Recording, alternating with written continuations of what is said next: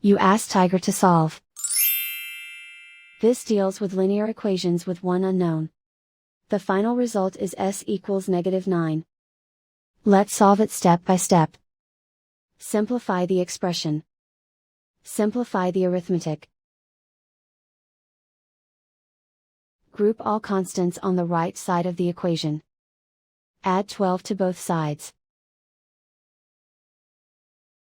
Simplify the arithmetic.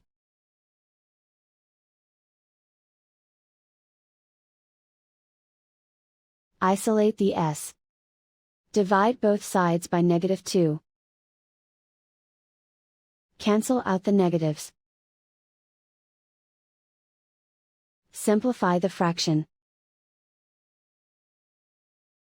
Move the negative sign from the denominator to the numerator. Find the greatest common factor of the numerator and denominator. Factor out and cancel the greatest common factor. And so the final result is s equals -9.